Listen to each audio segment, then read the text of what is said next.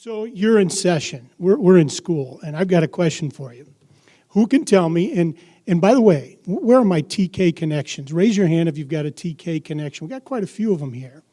So you're not my audience, sorry. I'm targeting some of the folks who don't know what's going on in our school district because the news is, by and large, very, very good. But it's not all good, and I'm not going to stand up here and pretend that that's the case. So who among you who's not either connected to TK, because you've heard my song and dance, or not connected to education, who can tell me how we're funded in the state of Michigan? Anybody? The hands go in the air. This is how we operate in our classrooms. Raise your hand if you can tell me how we're funded. We got one hand right back there. No, you don't count, Jacobs. You already know. Nice try, pal. Anybody else, the hands aren't going up. Okay, right here. We call it a foundation grant, and it's, for those of you who don't know, it's a per pupil funding, and it's not enough. We are what's called a base foundation district, and if you don't know what that is, in a nutshell, that simply means we're at the base of that potential funding. We get the least amount of any school district in the state of Michigan, and Paul and Todd and Michelle, they're back there shaking their heads. Yeah, they can relate to that.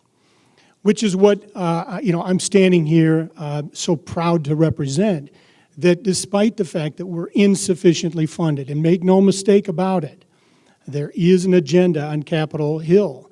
There are those folks who don't believe we do a good job of educating our kids, but we do a tremendous job. And so when superintendents get an opportunity like this, thank you, Bonnie, we take full advantage. Base foundation is not enough. And despite that, we're able to do some of these points of pride, is what we call them, and that's what I'm going to highlight for you today. So I think she did it one at a time. You know what? Just plug them up there. Throw them up. I'll go through one at a time.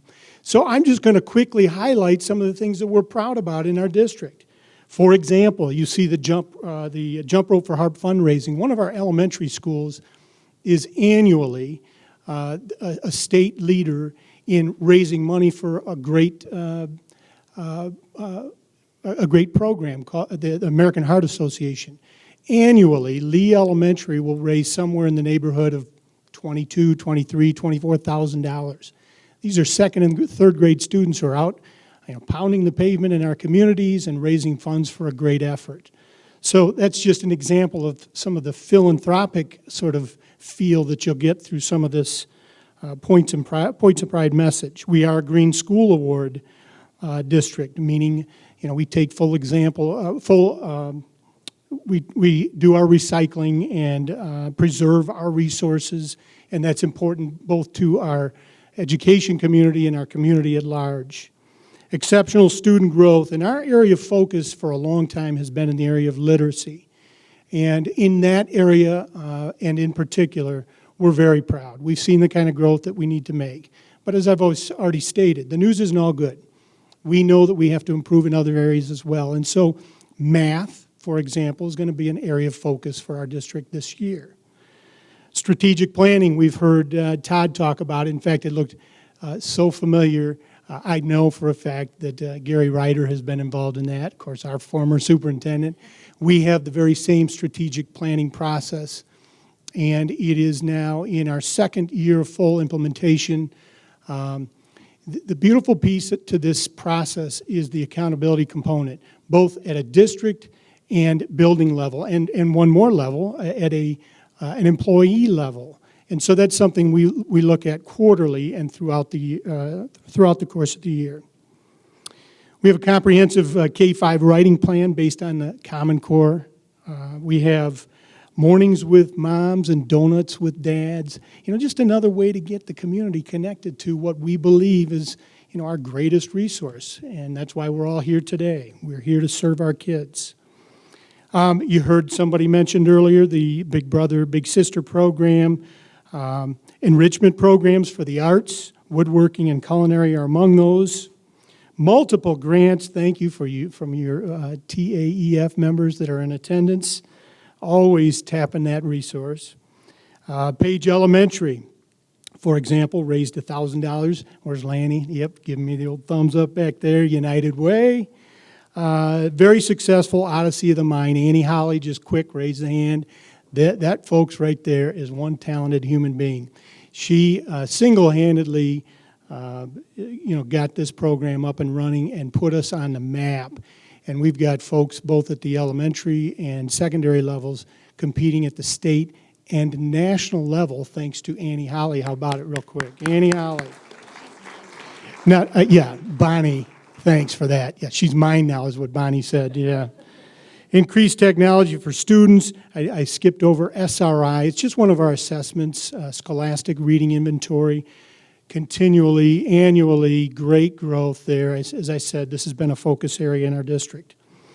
Starbase, we have a bunch of fifth graders, all of whom participate in our Starbase program, which is an effort to connect all of the Common Core through Fort Custer, located in Battle Creek. And what a great endeavor this is, all self-funded. It's wonderful. And then we have Battle of the Books, and I mentioned there that 844 books in 2 months, and that was just in one of our buildings. So there's a sampling of our elementary, and real quickly, let me run through the secondary. You can just put them up there, Bonnie.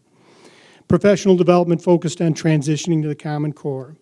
Literacy standards in all the content that's the change that I've seen, and Paul and Todd and others can relate to that. It's literacy on all fronts. And if you're a woodworking teacher, or that doesn't matter, we're all accountable to our kids learning to be literate and prepared to go on for postgraduate environment. So, and incorporating those standards into all content areas. New technology in the classrooms, new web-based program to help band and choir students monitor growth. Our strategic plan, as I've already mentioned. Many online opportunities. I heard the question posed earlier. What are we going to do about these ridiculous costs at the college level? One of the things that we're doing to stem that tide is provide opportunities such as dual enrollment or early college opportunities. And that's the road we're going down now. We've been on the dual enrollment road for some time, but we're looking at other efforts. We're in Berry County, but we're in the Kent ISD at Thornapple Kellogg. And the Kent ISD is working with universities like Purdue, Ferris State, Grand Valley, Grand Rapids Community to provide opportunities on site and for students to earn both high school and college credit. Well, there's a great idea right there. With every good idea becomes a domino effect. It's not as easy as that sounds, but we are certainly headed down the right path. We've got 11 advanced placement courses at the high school, numerous film awards, including the Meyer Film Festival that some of you may be familiar with, credit recovery program both throughout the course of the school year and in the summer months, Regional and State Industrial Technology Education Society called the MITES, many awards from this department. We have a teacher cadet program that we're very proud of, where we've identified a number of students who have an interest in serving kids, as we do. And so we provide an opportunity for them to get to the elementaries and to learn what it might be to become a teacher and to generate and build on that interest.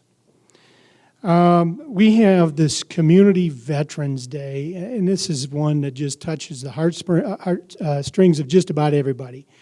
The whole community shows up. We fill up the gym, get all the students in there, and invite all the local veterans.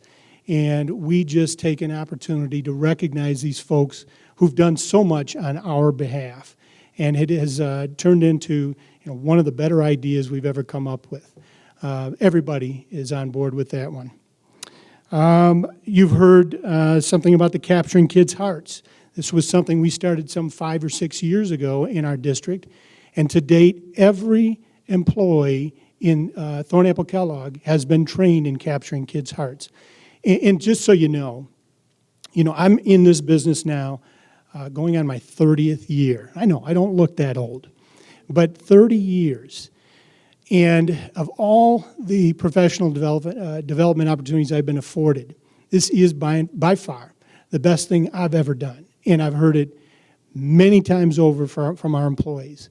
Because at the end of the day, the people who are attracted to our business are good people, and they're people who love kids. And that's the first criteria we look for. And so what we've learned is, they don't care what you know until they know that you care. I mean, it's that simple, and that's the capturing kids' hearts philosophy. And so we have all of our teachers at the doors greeting our kids as they come in, one by one, making that connection and doing the same as they go out the door every day. It's a tremendous program, and we've realized great success with it. And so other districts getting on board will realize the same, I'm sure. Targeted interventions for our identified deficiencies throughout our buildings, but we are focusing now more at the secondary level. We've been successful in finding ways to intervene when we've identified those deficiencies at the elementary level, but we have a bunch of kids at the secondary level, they need help. And so we found creative ways to utilize our resources to do that, and we're doing it this year. We're excited about it. Many co-curricular activities such as, and I'm just going to read them off, Student Council, Robotics, Science Olympiad, National Honor Society, Environmental Action Council, Business Professionals of America, Odyssey of the Mind, MITES, and our Art and World Language clubs.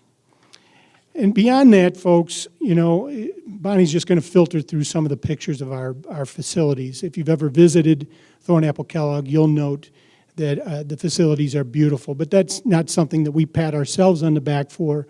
We have that kind of community. Paul talked about his efforts in Delton Kellogg. Look, that we are insufficiently funded if we don't recognize this as a partnership between the school systems and communities, then we're going to die on the vine. And I think that's what legislators would like to see us do anyway, is they're looking to privatize and profit from education and kids. We don't believe in that concept. We believe that we do a great job with providing these services at the community level, and that we would partner in recognizing the needs of that district and passing bond issues, as Thornapple Kellogg has historically done, on a 3-to-1 margin. And yes, for my board members, that's my first official campaign for an upcoming bond at some point. Anyway, it can't be done without the support of the communities. That's the community that I represent. I couldn't be happier than to be there. I came here some 10 years ago from the comforts of teaching in another district. And I could have stayed there for another 10, 20 years, but I wanted to work in the community in which I resided and in which my children were attending school. It is the community where I did my student teaching some 31 years ago, and I'm back now and couldn't be happier to represent Thornapple Kellogg. Bonnie, thank you for this opportunity. It's been wonderful.